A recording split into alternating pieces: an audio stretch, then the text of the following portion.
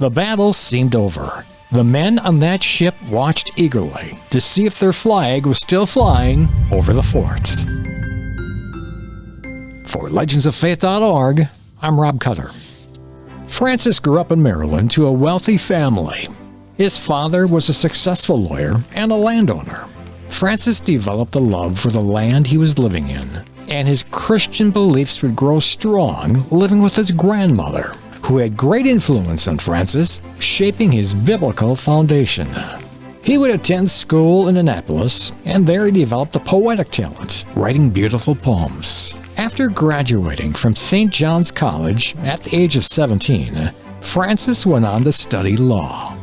After graduating, Francis got married, had a family, and started his own law firm in the D.C. area. In Washington, D.C., he was active with his church and taught a Bible study group to young men.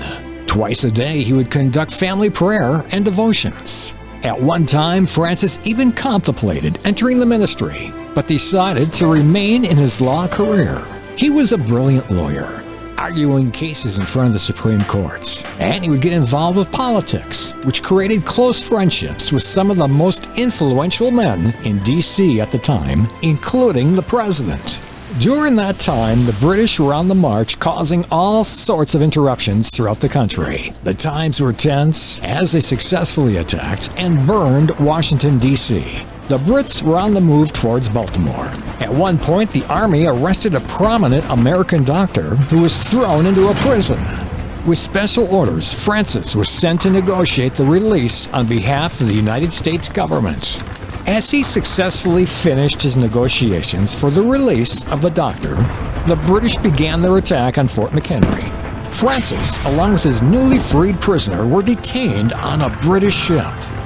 The fighting was intense. The noise of the rockets, bombs, and cannon fire had been almost constant throughout the day and continued into the night. The men found themselves observing the spectacular attack launched against their fellow countrymen, and their concern was great. Then, in the early morning hours, there was silence.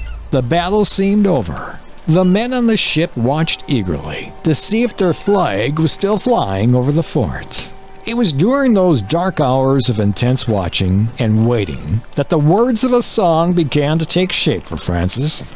He would pen a beautiful poem on the backside of an envelope. As dawn broke over Fort McHenry that morning, the poetic mind of Francis Scott Key was elated to see the stars and stripes still waving. He knew God had shown favor on our country and how his outpouring gave him the inspiration to write a song of thanksgiving. Originally, the song was published as The Defense of Fort McHenry, but soon it was apparent that it was more than a victory ballad. It would be renamed The Star-Spangled Banner, and eventually it would become our nation's anthem. For more stories like this and for ways to donate, visit us at legendsoffaith.org.